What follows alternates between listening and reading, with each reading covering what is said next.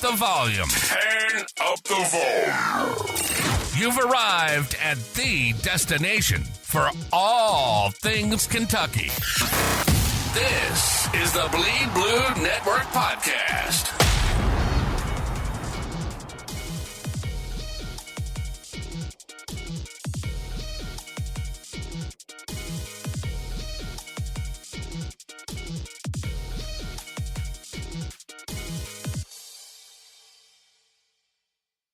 What's going on, everybody? Field Vision with Josh Kattus and Beau Allen. Beau, would you like to introduce yourself, talk to the fans and everything, a little bit about this podcast? And yes, I'm Beau Allen. I play quarterback here at Kentucky. I'm originally from Lexington, and what we're doing with Field Vision is we're going to have a podcast episode every single week, talk about our upcoming opponent, other games going on in the country, and a bunch of other stuff in between that. So it's going to give you a wide view on Kentucky football inside the locker room, some of our thoughts, some of our words, and probably more stuff you may want to hear, you may not. Hell yeah. To back off, Beau, my name's Josh Kattus. I play tight end going into my junior year. I'm from Cincinnati, and I think the reason we wanted to start this podcast, Beau and I have been talking about it. We really want to give everyone an insight on maybe what it's like to be a college football player in such a crazy time, and as we're starting to heat up and kind of get into the game and stuff, we want to provide everyone with that insight. So I think it's going to be a lot of fun, and you guys just need to keep tuning in. Okay, so Beau, we got a big game this week, opener. Yep. Under the lights, Kroger Field. 7:45. 7:45. Or is it 6:45? I don't even. It's kind of bad. I don't even know. We're 7:30. Hey, 7:45. You hear that? We don't even know the time for our own game, but it's at night. Yeah, sometime the whistle will blow and the ball will be kicked, I guess. Do you like night games? I think the majority of the time I would say yes. There are some benefits about day games also. I would say it's hard to give a complete answer, but oftentimes, the atmosphere is usually better, which is awesome, but I would say I normally do like night games the most. I can agree with that. I think the night games, it's electrifying in Kroger Field. You can't get much better than that. We got the blue lights going, all that. I ain't never seen a team with blue lights before. We kind of got to see it a little bit. Yeah. The funny thing about that was we had them going during the day for practice. It started out, it was kind of light out. They started playing. I was a little underwhelming, but then once it really hit nighttime, we got to see the full light show. Yeah. I think it's gonna be pretty sick. I remember when we first started those blue lights, a lot of my buddies asked me, they were like, "What were the blue lights like?" And I'll be like, honest with you, the first time they came on, it was about 6:30. Sun was still shining. I was like, I didn't really know blue lights were even on. I was kind of disappointed. I was like, I think people are going to want a little more than this. But then when it got during nighttime, it lit up the whole stadium in blue. And I had the same reaction. I'm excited to see it. A same reaction. I kind of looked around. Full crowd. Is this it? But no, I actually promise you guys, it'll be pretty electric. But in regards to the night games, I think there's a good and bad to it as a player. With our team, I think in the past two, we've actually ended up playing a decent amount of night games. I think that's due to Keeneland and all that. The biggest part about it is it's fun. The atmosphere is fun, but the days are so long leading up to it, long, right? Yep. So you're waking up in the morning, you're getting your meetings, your warm up, walk through all that. But then once you kind of get done with that, you're hanging out. And I think kind of when you're hanging out all day, you get a little tired. You want to take a nap, all this, and then that game is super late. So sometimes you kind of feel a little drowsy going around. I would agree. I think that every guy probably has their own routine. But I know there was a couple of times when I've played a night game before and you're just doing kind of different random things throughout the day. When you're in the hotel, and you're in the hotel all day, home game or away game, and playing cards or doing something else to kind of get your mind off of it in a good way. Yeah. I think that's something that sometimes benefits a lot of guys is 100% not really thinking about it as much. And I'll tell you, for me, rooming with Brendan Bates for the whole year last year during those games was honestly probably the best thing for me because Brendan is a character. And I would always catch him doing the most random things in the room and stuff to get ready for the game I didn't even know about. Yeah. I can only imagine. Oh yeah, but it's a lot of fun. I think, like I said, there's good and bad to it. But ultimately, like getting out there and running out on the field when it's dark, all the fans are out there. I mean, it's pretty elite, wouldn't you say?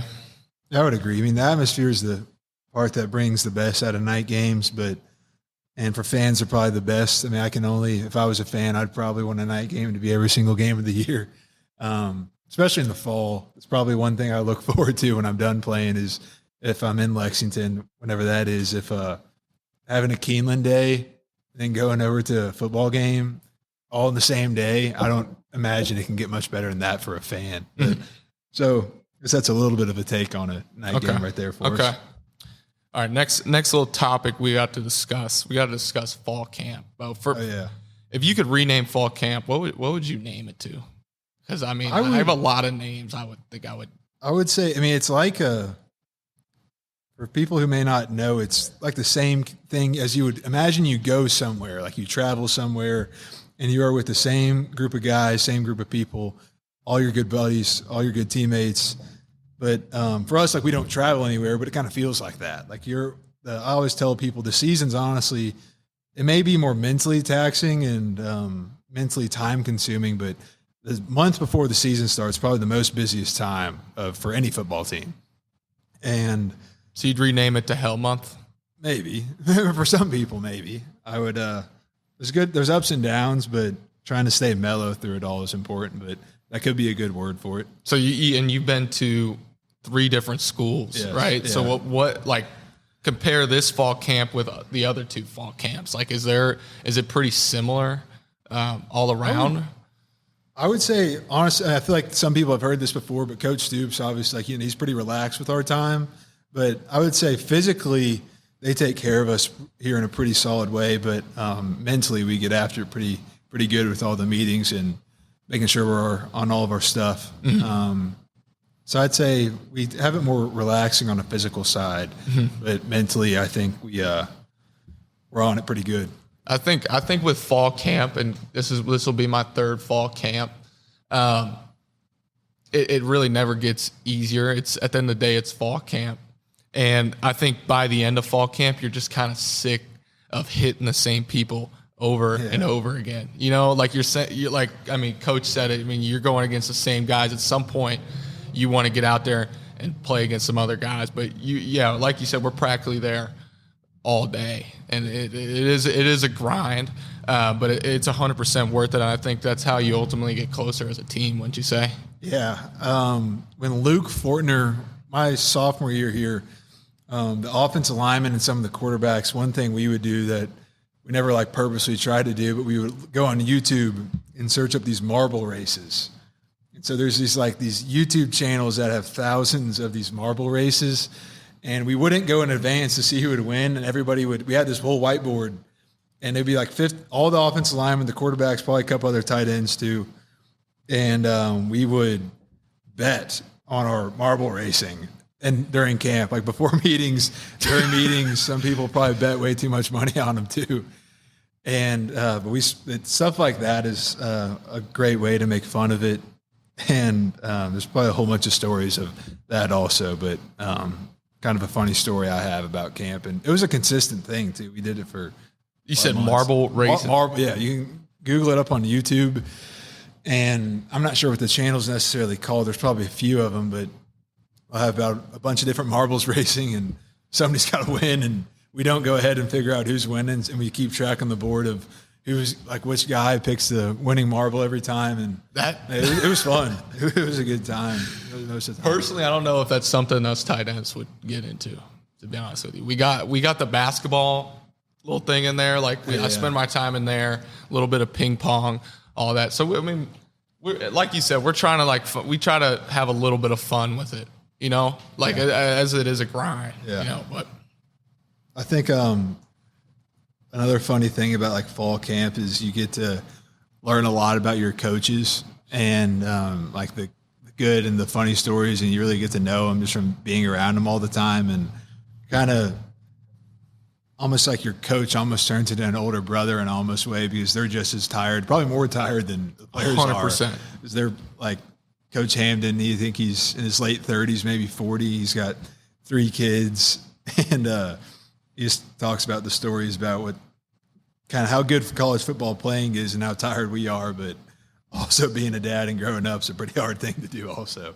And I will say it's like, I think as college football has kind of evolved and turned almost into like a pro, like the NFL is. I mean, I think camp has gotten a little bit lighter than what it has in the past. I'll be on the phone talking to my dad who played back in 1981 under Beau Schembechler, and I'll be like, we had long practice today, and Walker would be like, you had a long practice today? We had 3 practices back to back to back in the day when they were playing football, and it was like full go. If someone's not on the ground, if you're not hitting someone in the back, like, you're not doing it right. So I think it's interesting to see how like fall camp has kind of evolved into like, you want to go get after it and stuff, but also like we also got to get ready for the season and we want to keep each other healthy and all that. And I think that the athletes have changed a lot as well. Yeah. It's like people are bigger, faster, stronger. People are hitting harder and all that. So I think that's probably something that is a factor as well. Like I'm sure Coach Stoops got after it at Iowa. Yeah, I think there's a fine line, and I think like my dad didn't have he didn't play in the league or anything, but we talked some too, and I think there's like kind of like a line that I hear from like people in older generations above us that I don't know if we're either softer or we're smarter, but hopefully we're somewhere in the middle of the line. Because I mean, the way that I'm 90% sure Coach Stoops was Sunshine and Remember the Titans. Just thought I'd throw that out there. Sunshine and Remember the Titans. Yeah, you've seen them. I know you're younger, but you've seen the movie. Fun fact, I actually don't think I've seen Remember the Titans. And that's really Josh shameful. Kattus is canceled. I'm canceled. I should be canceled right now. I don't know how I've not watched that. There's a lot of great football movies I've seen. That's probably like that is the best. The best. Yeah, I know. I think that's probably my personal favorite. Gosh, that has been a while since I've seen it, but I still know it pretty well. But I think Coach, I completely understand where you're coming from. Sunshine. In a way. We're going to look up Sunshine real quick. He'd be upset if he heard this, but yeah, just like super long blonde hair. Sunshine, Remember the Titans. The only thing I'd say about what was this? What position did this guy play? Like quarterback. Okay. I see it a little bit. I don't know. I think I'm going to have to watch the movie. I imagine like Coach Stoops earlier in his career, before I guess he probably understood a winning formula that he's had here. I imagine he came off a little bit different of a guy in terms of, I want to say he's probably less outgoing, but maybe a little more obviously blue collar. Mm-hmm. I think maybe being like a head football coach, and especially at SEC school, it's kind of hard to come off as like a blue collar person with kind of how much you're in the media and everything, and all the people you got to see and the things you got to do. Well, Beau, I mean, he's an Ohio boy. Yeah, I know. He's an Ohio boy. And like half of our coaching staff, probably more, seem like they're all from Youngstown, Ohio. And this is a funny thing. Coach Stoops, especially during the season, there's always a big old crew of just these old Italian-looking guys that come around the facility. And like nobody knows, like they're all just like nobody's ever seen them before. I mean, maybe you see them come again during the season, but it's always just probably a crew of a bunch of Italian guys from Youngstown, Ohio. Youngstown Mafia. And I think deep down may not have that sunshine mentality, but maybe developed after having the success that he's had and finding a formula that fits for him and fits for us. But I think deep down, he's a pretty blue collar person from like seeing his background. Ohio. I'm telling you, it's the Ohio factor. I mean, we see it. Coach Merrill, Ohio guy, he actually back in the day was a hell of a basketball player. He claims we have yet to see the highlights of Coach Merrill's basketball highlights, but he claims he was quite the hooper back in the day. Quite the hooper. And we had those we had those Wednesday cookouts with the basketball hoops out there. I don't know if he was just more of a post player. I haven't seen the jumper yet. I've been waiting to see the jumper.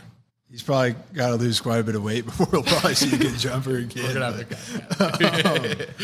have no, he's awesome. We are 100% not cutting that out of the episode. So here's a good question. That was not me. This was not planned, so I just got the microphone just to jump in. Who is, out of the coaching staff, do you think is the best hooper of that group? I would have to say, just because of just straight youth, Dakel Short's our receivers coach. I think he's like 28 or 29. Bro, have you ever seen old white guy basketball game, though? Like, it's a thing, yeah, right? Like, I know, yeah. I mean, I would not want to go in the post with Vince either. So, I mean, don't take age into consideration. Who do you just think is the most ruthless? Right now, if you're picking a 5-on-5 team, who is both of y'all's number one picks? That's probably the better way to put it. I get what you're saying. Like, I think, like, when I was in high school, I played a little bit of church league basketball and went to the Y a few times. And Bro, I'm gonna be honest with you, bro. I've seen the jumper. This is no disrespect. My jumper is good. It's flat. It's flat. It just goes. It's like Ray Allen's. It's Ray Allen's, except like it just doesn't like go in. You know. I get what you're saying though about the like you may when you're at the Y and you obviously got the big guy. You got guys in basketball who look like they'd be pretty good, and some guy walks in probably wearing a pair of New Balances and some ankle socks, and he's balding on top, and he comes in there and shoots 5 threes in a row. And he hooped back in the day. Like he must have. Yeah, I guess you got to believe Beau, it. as a quarterback, this is where you say it's flat, like how you run your routes. Like, oh yeah, just give it right back to him. Yeah, your jumper's flat, like you run your routes. It is. Yeah, I mean he can say that. I always come back at a negative angle for the quarterback. I always make sure to come back to a negative angle for that. Yeah, being friendly. Yeah, but to answer that question, to be honest, so you said Coach Shorts? I guess that's what came in my head with youth, and he played in the league like 3 or 4 years ago. Listen, I'm gonna be honest with you. I'm hands down like, and this is just based off of Coach Marrow talking. I'm gonna have to pick the big dog. I don't think anyone's handling the big dog in the paint. You're just sucking up for your coach, trying to get a couple more catches on the pass on the routes. Coach Marrow, first pick in my 5v5. Second pick, I'm honestly, and I'm not even like this is just a football. We'll just say this is like a football 5v5. I'm picking Max Harrison. Well, I thought we were going coaches. Well, I'm changing it up because I'm gonna be honest. I don't know any other coaches that can hoop. Yeah. We're gonna have to see that. Yeah, I still think I would probably roll with Coach Shorts as my first pick. Yeah, and players gets a little tougher. It doesn't really. I mean, I know guys who are to pick, but I think it's a lot more even. I will say if we're doing like this off topic, if we're going coaches pickleball, I will pick Coach Hamden. And you know that for experience. We play. Me, Josh, Brock, Vandegrift. Coach Hamden, Taylor Colsey's another coach, Josh Estes-Wall, another coach. Biggie is not. We call him Biggie. Biggie, like Biggie Estes-Wall, and a couple other guys. We've played a bunch of pickleball in the summer. Biggie's nasty. Yeah, he's nasty. Yeah, I coach Hamden to be a good pickleball pick. Pickleball is a tough game because your youth doesn't really help, and I had a rude awakening. Especially when I started, I didn't have the finesse that some of the old guys have in that game. Probably similar to golf, but I've gotten kind of good. The golf swing's nasty though, bro. Yeah, you're pretty good with. He's we call him the lefty assassin. Yeah, and he always comes out like when Beau does not have a bucket hat on. It's a slice. It's not. It's probably 10 feet off the ground. But when he has the bucket hat on, Beau with the bucket hat at a 9-hole at Connemara, it's. Yeah, I mean, you gotta think you're on. Well, I usually wear a bucket hat because I got a big head, and normally like a normal hat isn't super big head. I don't say comfortable necessarily, maybe pretty nice size. This bucket hat I've just had for a long time, and if I'm golfing, the sun's hitting me pretty good. I'll put the bucket hat on. Yeah, get to work out there. Yeah, nice sized head. All right. We can switch this up now. So we got some banger games going on this week.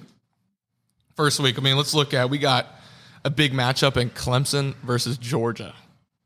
What do we think's going to happen there? Like, we're going to kind of give our predictions for this week's big matchups. I would imagine that's a neutral site game, isn't it? I believe.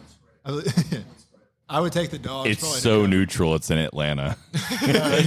Basically, Georgia's. Think about this though. How many games has Georgia played in that stadium in the last 5 years? Too many to count. If you look at the SEC title, they've made the SEC championship game 4 or 5 years in a row. I think at least. Yeah. Then you had the national title against Alabama there. You've had the playoffs where they've played one there. So they've played 6-7 games plus. I think they've played another air fingers quote neutral site game there. That is a Dogs home game. It's going to be 70%. I know Clemson travels. That is going to be 70% Dogs at that stadium. And I feel like that if you're betting, that's definitely take the over on all of it. Yeah. Yeah. I'm not a gambling dude, but I would. Me neither. If it's 14. I would take the Dogs to cover. I think you can't count out the 13.5. I mean, I agree. We played Clemson last year. Like, I think they are pretty talented. But Georgia, like, at the end of the day, it's Georgia. They got Carson. They got some dogs at receiver. They got my boy Cash Jones out there at running back, walk-on running back, who's shown some good things. I think they have a few guys out this week, like with suspension or something I've seen. I'm going with the Dogs. I think that's an easy pick for me. I would too. You're pretty good. You play Fortnite with Cash Jones quite a bit, don't you? Big Fortnite guy. I played quite amount of Fortnite with Cash Jones. Cash Jones, if he can tote the rock like he plays Fortnite, I think the Dogs will be in good shape. And I'll tell you, I also got a chance to play with Bowers a little bit. Him and Vandergriff are pretty good buddies. Dog. At Fortnite or football? Yeah. Both. Some say both. Yeah, he's pretty decent at football, but I think like if football didn't ever work out, like Fortnite's a route for him. He's pretty good. But okay, and this next game we have is my upset of the week. I got West Virginia over Penn State. I probably do too. And Morgantown. Noon at Fox. Oh, that's Pat Mac. That's Pat. Yeah. And Morgantown will be on fire, and that'd be a fun game to go to. 100%. I mean, I just pulled up my phone. This is spreads. Penn State favored by 8. Probably a little. I think West Virginia can win the game. I think Garrett Green's a great quarterback for them. Neil Brown, also a Kentucky boy, being their head coach. A couple other former Kentucky players, on that staff also.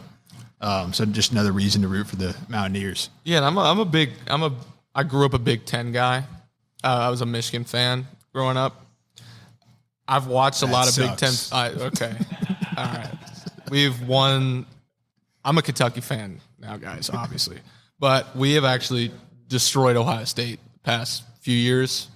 Unfortunately, I grew up when they were getting destroyed by Ohio State. But like I said, my Big Ten knowledge is very high. And for me as a Michigan fan, I'm going with West Virginia. I like fair to say. So the next one we're going to talk about, we got Miami, University of Miami, the U, playing at Florida. I think probably take the Hurricanes. Really? Yeah. You're going against the SEC, baby? What? Yeah, I'd probably take Miami. He's hating on the SEC, bro. Miami is going to walk in there and treat them like an ugly stepchild. Listen, Ward is unreal. He's the number 1 odds-on favorite for the Heisman right now. Who is he really? Cam Ward. He transferred from Washington State. They also got who's the running back that they got from Oregon State? Martinez. They've got a ton of talent. They probably have the best O-line and D-line in the SEC. It's SEC talent or ACC. It's that SEC level talent though in Miami. Miami has been recruiting like crazy, and there's a lot of pressure on them. Plus, like, I'm just gonna be honest. I'll say it. You don't have to. I'll say it because I'm not a player. Florida is doo-doo cheeks. All right. Like, if they win 5 games, I actually will be impressed. I think Miami walks in there 31-17. Where's the game at? Swamp. It's in the Swamp, but I think Miami 31-17. I don't think Florida has enough. And I think by the time they play you guys, I think they have a interim head coach. That's my bold prediction. Very bold prediction. To be honest with you, I'm not going for that. I got the Gators. I'm not a Gators fan. I don't know if y'all remember, but I forgot who Miami was playing. He's holding up to you right now. He's literally holding up to you. This guy must be a Miami fan or something. I did grow up in South Florida, so I grew up. I remember the U part 1 and part 2. I grew up through a lot of both of that. That's cool. Throw that. Mark Stoops was coaching there. So yeah, he was, and Mark Stoops won a national championship at the U. He's coached some dogs. Throw Sean that. Taylor? Throw that out the window though. When Florida wins 42-10, I'm going to eat a lot of words. I think Miami walks in there and absolutely dominates, and I think Miami wins the SEC, ACC, and goes to the playoffs this year. That's a good take. That's a good take. I also think playing in the Swamp will be obviously in Florida's favor. I mean, I think that is probably one of the most exciting atmospheres I've ever played in, besides obviously Kroger Field. I think that's a tough place to go in and beat them 31-17. I don't know. By the time we roll around and play Florida, they're 4-0, whatever. Whenever we play them, I think it would sure be a good game. It could go either way. 3-1. I think Florida has. I think Florida has. They have the toughest schedule. Maybe 3. Yeah, I think Florida has. They're a product of their schedule, but also a product of. I mean, if you look at the last 3 years, Florida is a team that has gotten every coaching hire wrong since Urban Meyer. For whatever reason, they're trying to find the next Urban Meyer, and they've just not done it. Like, there's no consistency. You guys, right? Beau, baby. Like, look at Kentucky. You guys have an identity, a brand, right? Stoops has been here a long time. There's a culture. Florida's had no culture. It's been rebuilt every single year. I think that's why they're in a little bit of trouble with that schedule this year. And ultimately, the last 3, 4, 5 years, Florida's really faded the last 5, 6 games. I think Miami though starts that probably really early. Like Miami is really, really good. Mm-hmm. If you look at their transfer, they had the number one, I believe the number one transfer, and the skill positions they brought in the right guys. I would definitely say Miami. They just got to knee it out if they get up. And there's not a lot of teams in the ACC. Yeah, there's not a lot of ACC teams I'd say over the SEC. Florida doesn't help that. They're playing a top tier ACC team that has SEC talent. I think Miami wins. Yeah, and I think the thing with them is you see flashes of wow, they have a lot of talent. They obviously they get good recruits every year. They pull guys in, and I mean when we were watching tape last year on them beating Tennessee, I think it was at Tennessee? It was at Florida. I mean, huge. So that was pretty big. So when we were coming in to play them, after seeing that, we had pretty high expectations. So I don't know if they're just an up and down team or what it is, but they obviously have talent, and if they can put that together, then they might have some success, but we haven't really gotten the chance to see that the past few years. So that being said, I got Florida. Who you got, Beau? I got the U. Okay. All right. Next game. Big game. Notre Dame. Miami is +2.5, just so you know. +2.5. Next game. Notre Dame versus Texas A&M. Interesting one. Yeah, it'll be interesting. I feel like besides the top names, I mean, we haven't played A&M since 2018. That will be interesting. I'm not too sure. I think that's the college game day game, I believe. I just pulled it up on my phone. Also, A&M's favored by 3. I think the A&M's got their quarterback healthy again, I believe. I'm not too sure about that. I'd probably have A&M winning the game, though. Okay. By tight. Yeah, I think A&M. I think A&M's gonna come home with the victory. I think Notre Dame, they are a historic program, right? And they've always everyone knows Notre Dame. At one point they were a powerhouse, but every year when we see them play in these big games, when they play Ohio State, and in different games like that, we see a little bit of a choke a little bit, and they don't really live up to those expectations. I mean, I remember watching the Notre Dame versus Marshall game, and Marshall, got after him. Yeah, they got after him. So I don't know. I'm interested to see. I think didn't Notre Dame did decent in the portal. I think they did all right. No, Notre Dame is a little overrated in my opinion. Okay, they also had some players taken away. A hot take is I think A&M wins, and A&M's not very good. If you're looking for a team in the top 10 that you go back and go, oh yeah, why were they ranked top 10? I think you look at Notre Dame. The rest of the top 10 is very solid. Now they got that quarterback from Duke, Riley Leonard, but what's around him? Like the problem with Notre Dame is their skill positions. They're big in the trenches. They've always been had good tight ends. Always, they're big in the trenches, but at the skill positions where they get killed. Texas A&M have athletes on the outside. I think that they get to the outside, it's going to be 110,000. Like I think you see that skill position like come out, the speed and everything. Notre Dame struggles with that. They don't play elite teams all year. To your point, that's why they get beat. I think personally, I think A&M wins, but I think A&M is not as good as people think they are because this game's going to be a little bit of fool's gold. I like that. Yeah, that's a very fair take. I like that take. I mean, I think we all agree here. I think A&M is gonna take the victory. I'm a big now that we're in the SEC. I'm a Kentucky guy. I'm always rooting for the SEC. So I think that'll be a big win, big statement win for Texas A&M and the new coaching staff there. I think his name's Coach Elko. He did pretty good at Duke, and I've heard a lot of great things about him. So I'm curious to see how he does in the SEC. And then our last game for this upcoming week, we got a big one. I think it's on Sunday. We got LSU versus USC. Yeah, in Vegas. Vegas.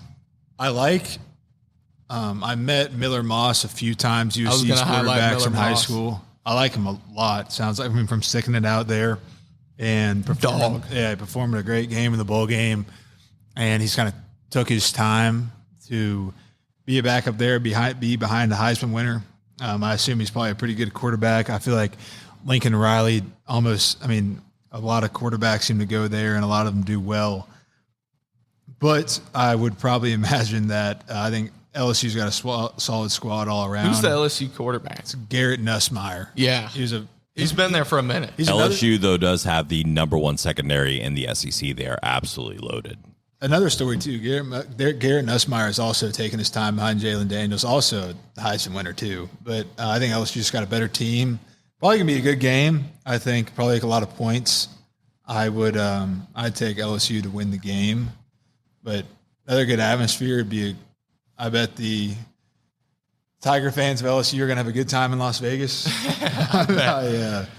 I bet there are plenty of flights from New Orleans that are making their way to Las Vegas. Yeah, 100%. I think Miller Moss is going to do his thing. I think he's going to put up a lot of points, but at the end of the day, I think LSU probably has more talent at most of the positions. I think USC has Zachariah Branch. He's pretty good at receiver, pretty speedy guy. But at the end of the day, I think LSU is going to take it home. And big Livy Dunn guy over here, so I think I'm always rocking with LSU. Sleeper for you guys. Florida State, Boston College. The line started at over 20. It's now under 20. It's 16.5. Florida State's coming off of two demoralizing losses to Georgia and Georgia Tech. Yeah. Norvell is a coach that has complained a lot. I think when you look at the structure of Florida State, if they get punched in the mouth early, Boston College has some pieces. Norvell is 2-9, I believe, without Travis as his quarterback. And so I think I like Boston College to cover. I don't like them to win. It's in Tallahassee, but I think that's a sneaky pick now with the mentality of where Florida State is right now. I believe Boston College is a pretty good young quarterback too. So I feel like that line is pretty big. If I was gambling, I'd probably think it's a fair choice, but I feel like it's almost like it's hard to say this in like week 2, but it's almost do or die for them in a way. 100%. And for their standards, I think that especially after they lose this game, there's no playoffs for FSU. FSU loses to Boston College, it's night. It doesn't matter if they want, it doesn't matter if they run the table. Yeah, and I don't know. I personally, from what I saw in the last week's game, Georgia Tech versus Florida State, I think that Georgia Tech team is a lot better than what most people probably gave them credit for. I still see Florida State beating Boston College. I still think they're overall talented, and I think they'll probably bounce back. But I think that Georgia Tech team is a team that everyone's going to have to keep an eye on. I know their offensive coordinator came from Georgia, and he put a lot of creative stuff out there on film and on tape, and the way they were running the ball was pretty fun to watch.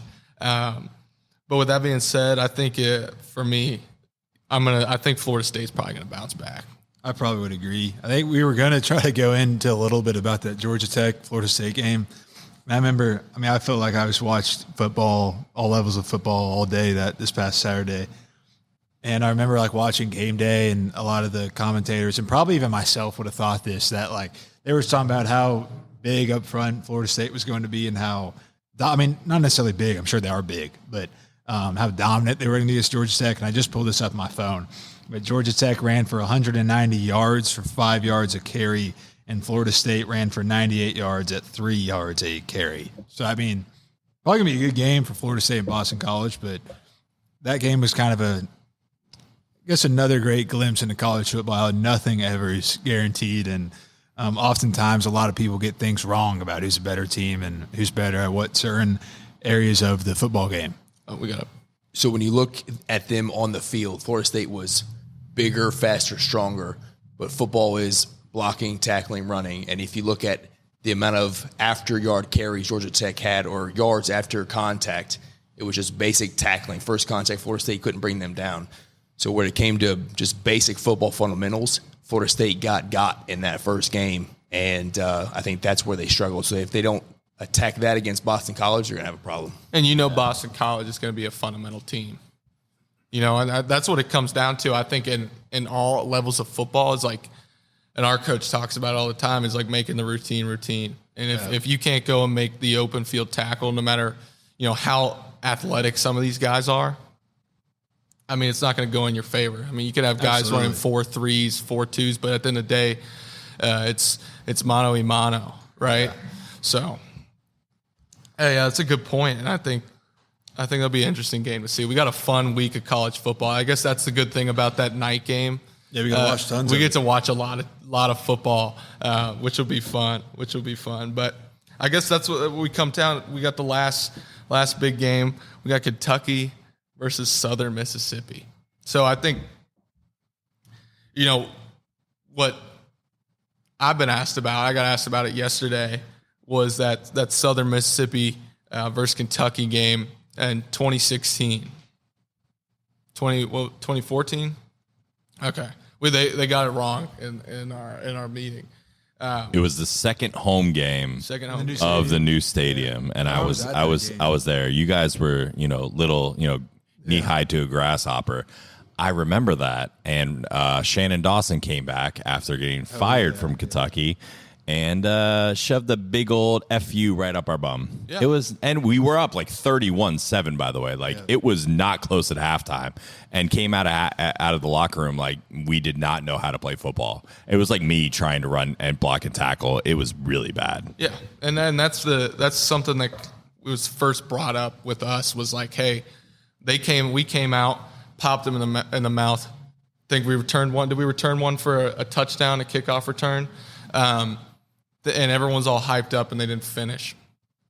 So I guess that's something that has obviously coach has kept in mind is that game versus Southern Mississippi, and we know that they're gonna bring their best at Kroger Field, and I think we just got to be consistent with it, and we can't get too high, too low.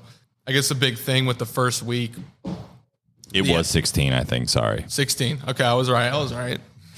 I did my research. I was at the game. You didn't even know. I didn't even know what Kentucky was, bro. To be honest with you. And I don't know. We got first home game of the year. It's miserably hot outside. We've been practicing in it for the past 3 days. It's probably pretty hot in Mississippi, I bet too. But yeah, I mean, it's everything around campus is booming. I think the players, we see them. Everyone's always excited for the first kickoff in Lexington, and everything's. I mean, I've ran into 2 people today. I went to visit the Children's Hospital, and they said they were going to leave their the baby shower early so that they could make it to the kickoff for the game, which we love to hear that. We love to hear that. Rough scheduling for a baby shower. Rough scheduling during Saturday. Sounds like a Sunday afternoon after church kind of deal. Should have been. Yeah, but I don't know. Practice has been good, Beau. It's been hot, man. It's been hot. It's been hot, but again, like you said, I bet the boys in Mississippi had another hot one also. I'm excited for it. They're a good team. It's a kind of a unique situation for probably both teams, but like their defense has a whole lot of new players, a whole lot of transfers. Obviously, our offense does too. They got a new defensive coordinator. We have a new offense coordinator, obviously, but I'm excited for it. Obviously, there's never a bad reason to be excited about football. I think Kentucky was up 35-17 at halftime. Wow. And Drew Barker probably had like 200-some yards in the first Drew half. Barker was absolutely Patrick Mahomes in the first half. I think he threw 4 or 5 touchdown passes. Kentucky put up goose eggs in the second half, lost 44-35. That was like one thing Coach Stoops talked about us is like oftentimes, especially during early in the year, just so many people like they get so jacked up during warm-ups and just exert yourself in warm-ups, and then you got to play a 60-minute game. And obviously that's a lot more important than warm-ups, but you need to be warmed up the right way. But just don't get too pumped up just because it's the first game. We're playing somebody else. It's not ourselves. 100%. I mean, that's been something we've had an experience emphasis. like that. Yeah. I think like one of the games is my freshman year. I had my, energy super high, right? Like, I mean, you're get to play and live your dream that you've been working for years. And you're out there. I remember I was super juiced. Like I wore some sweet shades on the catwalk. Like I was feeling myself, and I was out there dancing. The music was bumping. And CJ Conrad just looked at me. He said, "Hey, buddy. Hey, kid." He always said, "Hey, kid." He said, "Hey, kid, just relax, dude. You're like, like you really can't get too hyped up before the game. Like you get out there, get warm and stuff. But if you're going out there and exerting a bunch of energy, running around." I mean, I've seen like some guys like take 3 laps around the stadium before the game. Like I couldn't personally do that. Everyone has a different way of getting ready, but that's something that obviously Coach harped about to us a lot, was not overexerting yourself out there, because it's gonna be a long 60 minutes. Yeah, which it really flies by. But once the game starts, it does. Yeah, that's been a huge point for us throughout the week, is to kind of stay level and just prepare ourselves for the game as best we can, and that's really about it. But it should be a good one. I'm obviously, I think everybody around here is just super pumped. I don't think people have been clearing their calendars. And one thing I haven't noticed is like I've been going to football games like since I was 5-6 years old. And I don't know if you all noticed or been around the stadium recently, but starting in like before training camp started, like last week of July, there were, I don't know if the rules changed or whatever, but every single patch of grass. They didn't care. Yeah, I actually brought that up in the news conference to Mark the other day. What are we talking about? It's like, how like the tents. I mean, it used like every single patch of grass surrounding Kroger Field is just, it's either like caution tape or there's like the inside of a tent without the actual tent being put on, framed. And that's been awesome to see. I mean, there were seriously in July. When's the last time we sold out season tickets? I don't remember. I do not remember. For the past few years, season. No. Last year at all? No, I don't think they got the alcohol at the stadium now. So this is, to me, and I brought this up to Mark at the press conference, I have not seen the fan base this excited overall for a football season in a long time. Now, you've had some excitement, but I don't remember having to call my father-in-law and saying, hey, the tents are up. I don't want to lose our spot that we've had for 15 years. Yeah. You need to go, put a padlock around that thing on the tent. And there was actually signs that says nothing till August, and no one cared. I mean, that's interesting. My parents ran into the same situation. They have a spot, and we just moved. I mean, it's probably probably about 5 minutes right to my house if you walk. Maybe not even 5 minutes, 2 minutes. And they were expecting to kind of move their tailgate tent out there when they did last year, which was a little bit later. And they were driving by or something. They got a call. They called the guy, and they were like, hey, like, people are already out here like setting up for, and I mean, I don't know, drink whatever, My mom's got a lot on her plate, though. She's the team mom this year. Oh, really? Team mom. Heck yeah. That's why a lot of work and planning, I imagine. I mean, there's certain like tailgates and I think they have like a player parent tailgate or something. She's the team mom, and then I think Mr. Key, Dane's dad, is the team dad. So they got a good duo going there. That's cool. Well, like when I think about like I don't know, like season ticket holders, like what our capacity is with that, and like what it has been in the past. Like even though I've been a fan, 600 more than last year. So that tells you. I think it's 45. Is it 45? 41,000. All right. So it was 45 before, I think, the expansion. Yeah. So just under 41,000 season ticket holders. So wow. But like one thing I always thought about, like when I was younger and Coach Supes was building the program, and even before his time, like me and my buddies, if we all wanted to meet up, we would be able to go in like the top corners, like section. I used to be like 222, or I can't remember the exact other numbers. And as in like seeing the program grow and our success grow, it's so cool to like if I was a younger kid, that would probably not be even possible nowadays. They're like, you just go up in the corner with your boys and just sit up there, and all your high school buddies or middle school buddies, even elementary school buddies, we could all sit there without having a ticket. Or you have to have a ticket to get into the game, but it didn't have to be that section.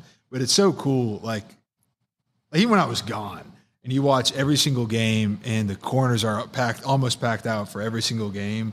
And that's how I think a lot of players probably, and fans that aren't super educated on how our season ticket sales are going. But that kind of stuff matters. It's something that I've always noticed. Do you know that like your first 3 games are sold out? That's pretty cool.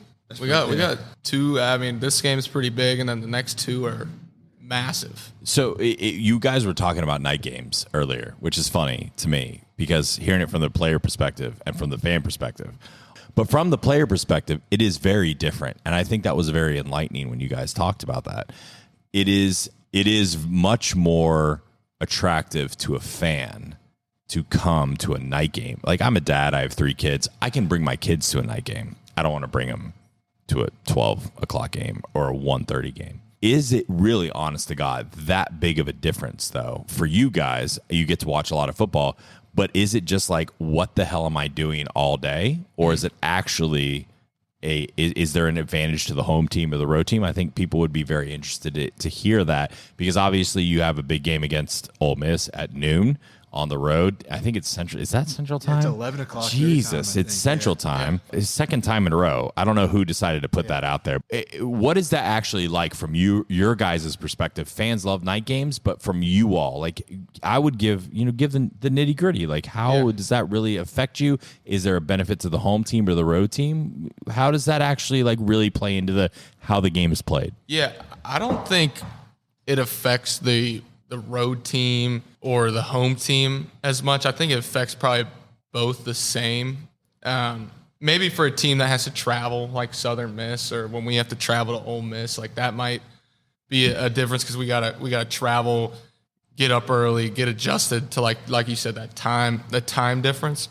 But like the biggest thing, like I said earlier, with like the night games, is a lot of the preparation actually goes on the day of the game. Like obviously we're preparing all week, but if you're unsure on plays or certain stuff like that, you have all day to kind of prepare for that. And the big thing with the morning games is like you get there whatever time we leave. Like if we're going to Ole Miss, if we're going to Texas, like if people have class, like we get excused, and we're on the road, we're going to the game. And you have, I mean, with the morning game, you have that night to prepare.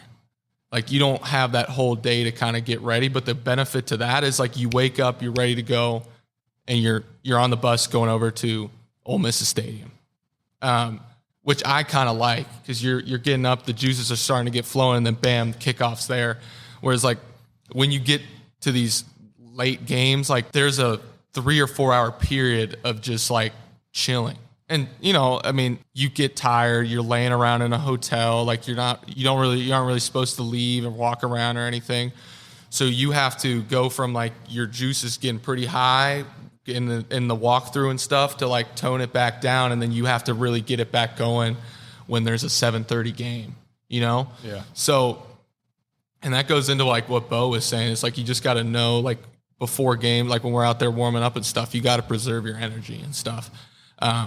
I think like that's kind of mine. For advantage, like disadvantage standpoint, it definitely like matters on the person. But like I remember my freshman year was COVID year.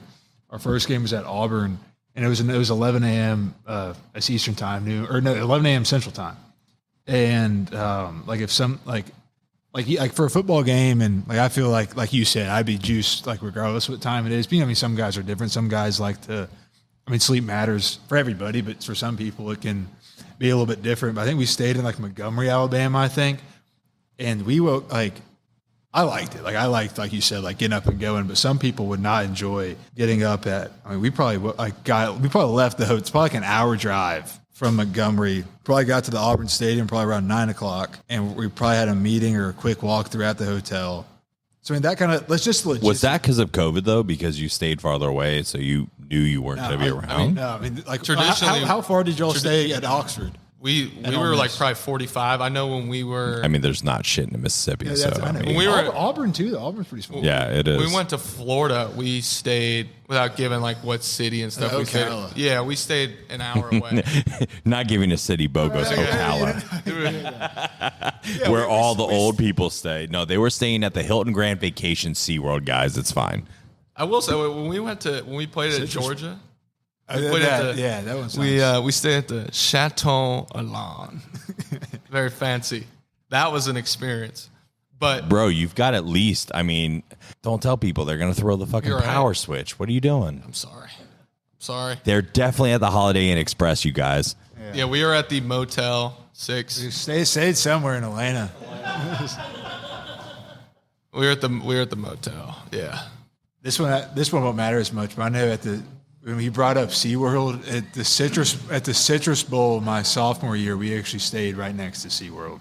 We walked over. But the worst with the bowl game was when we were at the Gaylord Opryland Hotel, and I had banged up my knee, so I was on crutches, right?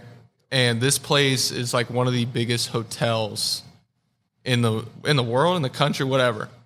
It's kind of like a mall built into a theme park, built into a hotel. Very fun if you're mobile. Yeah. But like our snack. Why didn't you have someone just like wheel you around in a wheelchair? Soft. I didn't want to do that, but I wanted to go and support my team. But then like bro, just next time embrace it. Yeah, but like our food, like to get to where we had to eat dinner at, it was like a 15-minute walk, and so like I was on kind of like crutching around. I remember that was like a horrible experience. Horrible. I didn't get to experience the Gaylord Opryland Hotel. Yeah, so you were handicapped quite a bit. The Gaylord Opryland Hotel. Quite a bit.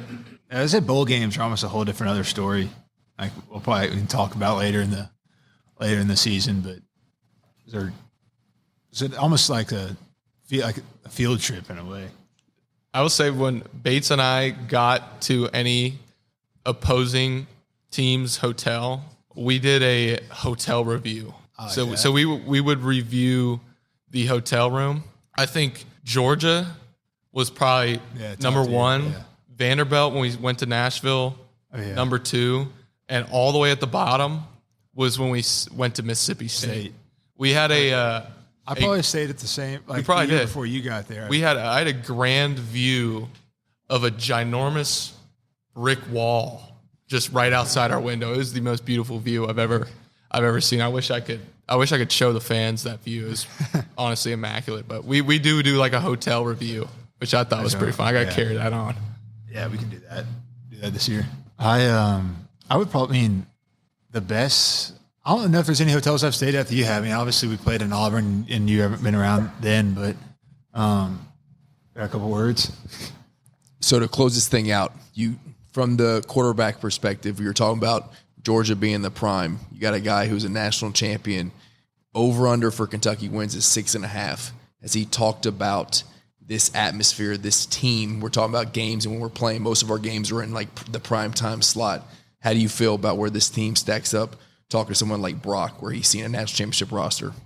I definitely, which is a really cool thing from a fan to player perspective, and without giving away too much, right? It's a really cool thing from a fan to player's perspective. I think people would really appreciate it. Yeah, I mean, like Brock's got to be on some fantastic teams, and just talking with him, we meet every day, and like me and Josh are with him throughout like a whole lot of time throughout the day. I think just as we do, he feels very strong about our team, and even comparing the teams that he's been on in the past. He feels that we got a chance and have a great capability of being another solid team that he's been a part of. But I think another way that, like, one thing he's talking about this team is we're so, like our defense, for example, we have guys across the whole field who have played ball, a whole lot of football, have a whole lot of ton of snaps. Our offensive line, I think I saw something today. I'm going to say this wrong because I don't remember off the top of my line, but I think they have maybe the fourth most snaps in the SEC, I think. And that stuff shows. Like Eli Cox, Marcus Cox, Jaggerber, and all the guys. I mean, a Farmer and Gerald Mincy, even guys that aren't necessarily even going to be in that starting five. They've played a whole bunch of snaps. So I think that's a question I've asked Brock before. You know what I'm saying? I haven't been on a national championship team before. He's been on two. And I think that the way that he feels about it and seeing things that he's seen gives me a lot of confidence about our team, from also adding on to stuff I've seen myself. I can back that too 100%. I think having a guy at quarterback that comes from a program like Georgia, especially over the past like 2 or 3 years, they've had just amazing success. Like, that's what you want. You know, you want a guy that's leading our offense that's been and seen and been around these super talented teams. And I think he, like you said, he's extremely confident in our guys. And I think him and the skill positions have been, pretty dialed up over the course of fall camp and stuff. But a lot from what he's seen from Georgia, he sees it here. And like I said, he's super confident. And at the end of the day, like, we want to win, and he's seen it. He's been on the best teams probably ever. One of those teams had the best defense, so he was going against them every single day when he was a freshman. But yeah, I'm super excited about him, and I think he brings a level of confidence and his own type of swag, I guess, to the game. He's pretty like with his belt clip and all that stuff and all that, He said the team is silly strong across the board, but 84 has some problems. I don't know what to say. That was the rumor. I heard that, like, you don't want him to date your sister and he can't catch. That's all I heard. Now, he could be lying. I don't know. He might be lying about the date your sister part. I think he's definitely lying about that. Thank you. There we go, right over here. She's 60. I'm honored to hear that. Yeah, there's a lot of shade that's been thrown out, but the date your sister, like, that's not cool. That's not cool. Yeah. That's good. I just had to throw a little gas on the fire when you guys are exiting. It's been lingering with me still. I just had to remind you of where everything was, like, right before you finish your first episode, and just make you really salty and think about it all week until next week. Yeah, I mean, I hope I don't think about it on Saturday when he throws me a wide open touchdown. While you're up, did I not ask that? I asked that on the podcast, and I told him, I said, if you're up like 28 and Brock throws you a wide open touchdown pass, what do you do? And he said, I think that would be a hard decision. Are you just saying you just butterfingers potentially? I think for personal morale, you got to go and catch it. I think so. That's for everybody else's sister, you have to catch it. 100%. I mean, touchdowns are a lot of fun, but the not date your sister part, that was you've been a really good sport. So I don't know, man. If it gets thrown, like, in fairness, Stephon Diggs was way worse than what you've gotten. I don't know if you've watched that. Go watch the Vikings thing. Yeah, Stephon Diggs is way, way, way worse.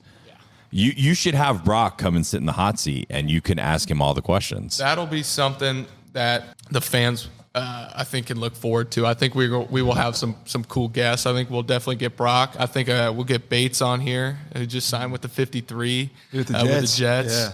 So, yeah, I think we got some interesting stuff. And, that was just the kind of introduction, first episode. But I'm glad everyone tuned in.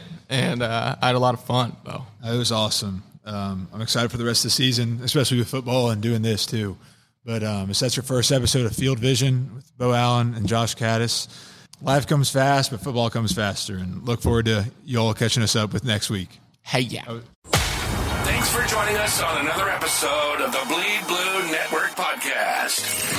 We hope you enjoyed diving deep into the world of Kentucky sports with us. Don't forget to stay connected by following us on Twitter at BleedBNation. Your feedback means the world to us. So take a moment to leave a review. Not only does it help us improve, but it also helps others discover the show. Until next time, keep cheering, keep listening, and keep bleeding blue.